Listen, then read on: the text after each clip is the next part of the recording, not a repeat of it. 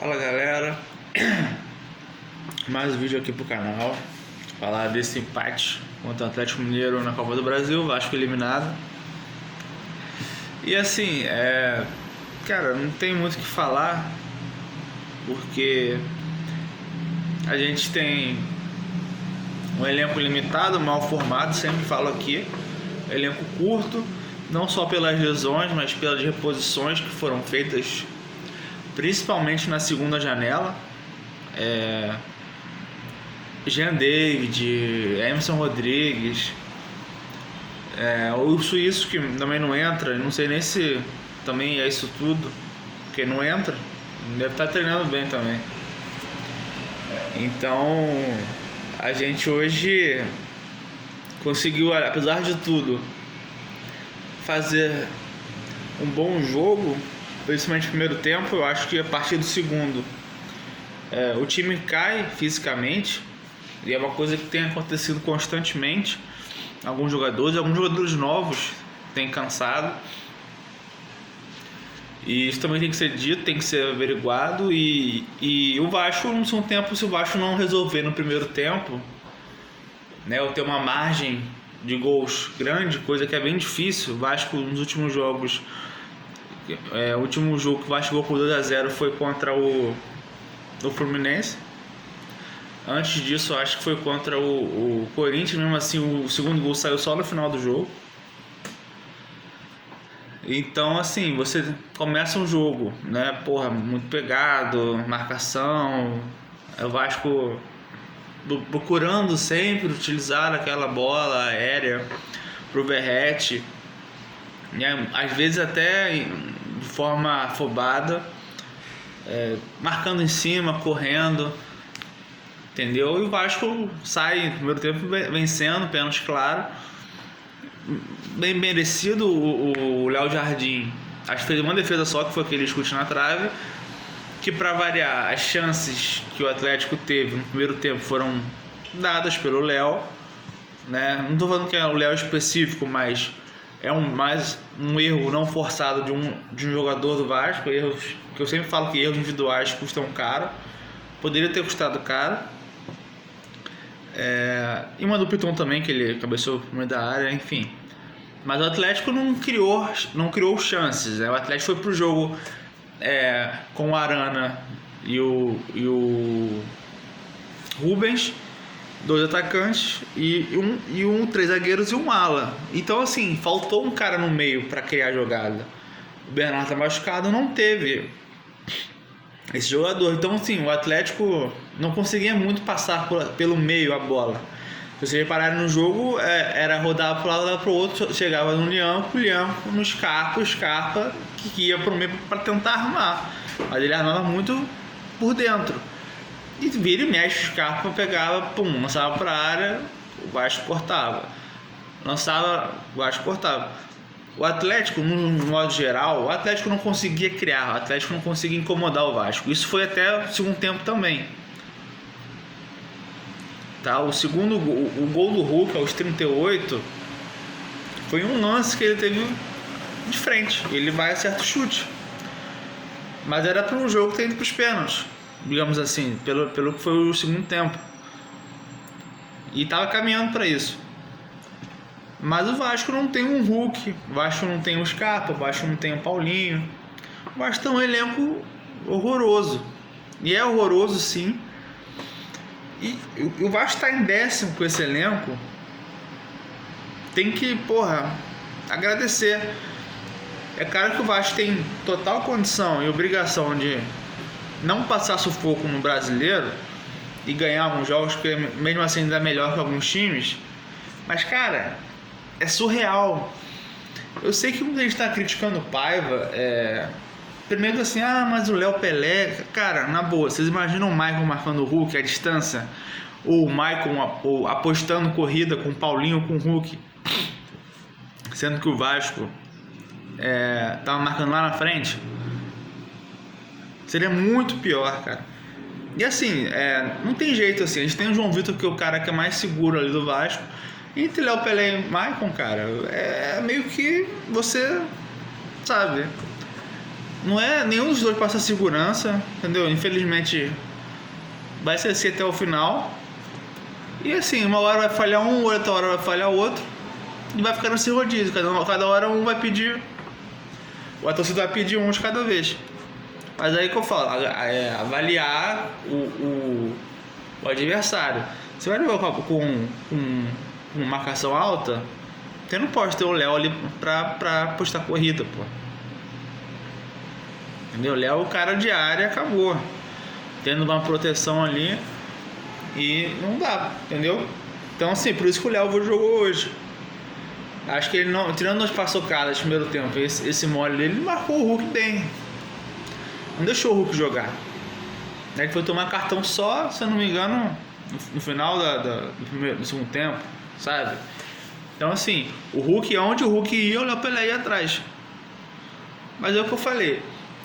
O Vasco ele já está começando meio que a bater no teto, tanto de desempenho quanto de físico, porque é uma coisa que, por exemplo, o Atlético Mineiro jogou com time reserva contra o Fortaleza. O Vasco jogou com time praticamente titular. Tomou 3-0.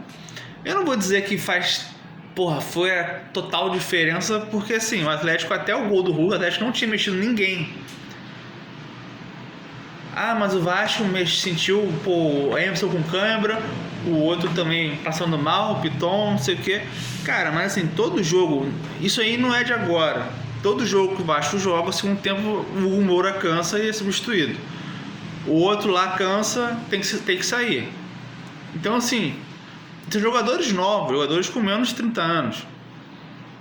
E aí todo jogo, segundo tempo, o Vasco tem que fazer alterações por cansaço. E aí, é chato, mas aí tu olha pro banco, sai o Hugo Moura e entra o Sforza. Sai o Piton, e aí hoje entrou o Leandrinho, que é garoto, sabe? E aí, por exemplo, sai o Matheus Cocão, que hoje não saiu, mas sairia. Quem entraria hoje? O Galdames? O Souza nem relacionado foi, cara. Olha que bizarro isso. Outra coisa, o Ryan, de fato, pelo lado esquerdo, ele não rende. Mas aí eu olho pro pai e penso, a gente não tem opção no banco. Para eu botar o Ryan do lado direito, eu vou ter que tirar o Puma. E o Puma bate pênalti. Eu sei que assim, ele vai pensar pros pênaltis, cara. A questão é o elenco limitado. O Vasco até um tempo e meio, o Vasco conseguiu jogar, se defendeu. E se defendeu bem, tá? Porque o Atlético tava 0 criatividade. Entendeu? 0. Só que o Vasco parou de ter força na frente. O Coutinho com 15 minutos já tava falta de ar. Aí você poderia ter pensado em botar o Payet ou mais algum outro jogador, o Maxime. Só que eu acho que ele não quis descartar o Coutinho. Nem é pelos pênaltis. É porque eu acho que ele, além de ser um cara diferenciado, ele é um cara que poderia fazer alguma coisa, alguma jogada. Eu acho que ele não quis colocar o Payet antes, porque o jogo estava muito pegado pro Payet. A marcação do Vasco estava muito acertada, muito na frente, estava certo, entendeu? E o Payet já seria um cara que não ia fazer isso. E aí só colocou o Payet junto com o Coutinho. Acho que poderia ter até tirado um e botado o outro, porque o Coutinho estava cansadíssimo já, para ver se não abafa alguma coisa, né? Tirou os volantes, enfim. E é isso. O Vasco chegou até longe pelo elenco, pela cagada que a 777 fez. Não bastasse o ano passado, esse ano acho que era para ser até pior, pela quantidade de lesões que o Vasco teve, pela falta de dinheiro, né, que da 777, o Pedrinho teve que assumir, teve todo aquele problema de processo, né? E o Vasco, para variar, é impressionante, assim, todas as SAFs que até agora aí, o Cruzeiro revendeu a SAF com um cara que botou dinheiro, o Atlético tem os mecenas, o Botafogo tá com a SAF de John Textor, tá botando muito dinheiro no clube, e o Vasco, para variar, ele não consegue achar um dono, uma empresa que faça o mínimo, que é contratar, fazer o time jogar e não passar sufoco. Só que assim, até nisso o Vasco não consegue fazer o time andar com a SAF. Já estava ruim sem ela, agora tá tá ruim também. Não melhorou, não evoluiu. Então, assim, você pode criticar o Paiva hoje e tudo mais, algumas questões que eu até posso colocar aqui também, mas, cara, olha pro banco do Vasco. O Vasco teve que botar o Rossi hoje, depois de sei lá quantos meses que ele não entrava. Alex Teixeira não existe. Ele vai botar quem? Jean David? Caralho, não dá. Não tinha, cara, não, juro, não tem opção. Não adianta você olhar pra bota dos garotos, cara, que não tem. Pra jogar de ponta ali pelo outro lado. O Emerson Rodrigues nem era pra ser titular, cara. Ele tá sendo lá porque ele corre mais que os outros, é só isso. Porque pensa pouco. Teve uma bola que ele recebeu do Piton no segundo tempo, que ele tava sozinho pra entrar na área. Ele quis voltar, dar o drible pra trás, perdeu a bola. Então, assim, não foi uma partida ruim, entendeu? O Vasco não tem jogadores que decidem, de fato, uma partida. Tem o Verratti, que é um cara, porra, a alma do Vasco ali, entendeu? Sentiu muito, mas assim, ele tem que chegar a bola pra ele. Ele não vai sair driblando, não vai pegar a bola, não vai acertar o chute que o Hulk acertou.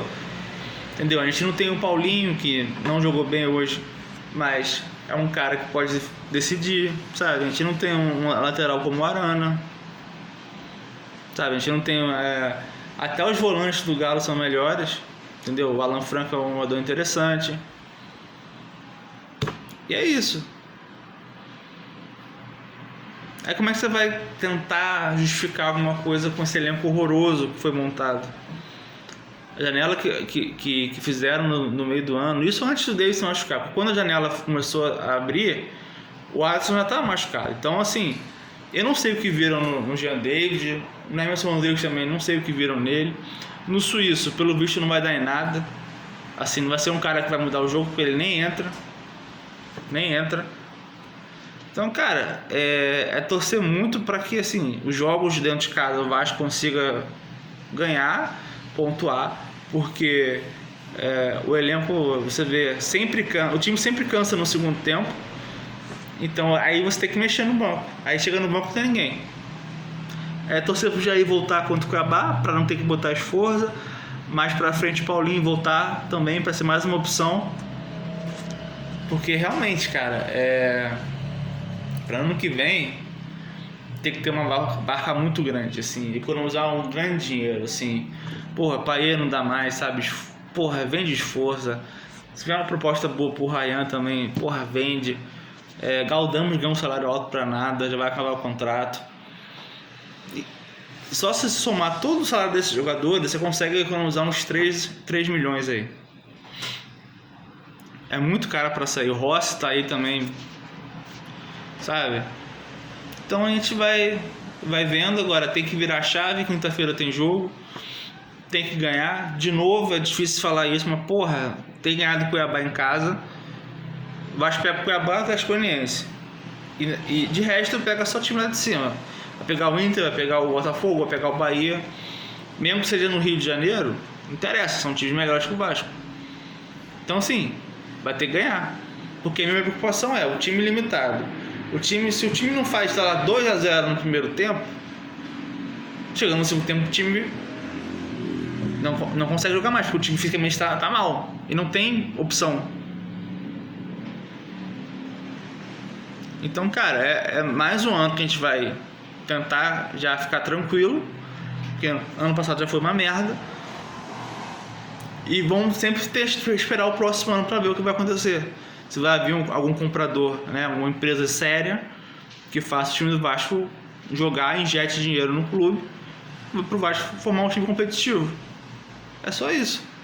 É o que tem. E sempre esperando o próximo ano. É o que resta pra gente. Tá bom, pessoal? Quinta-feira estamos de volta aí.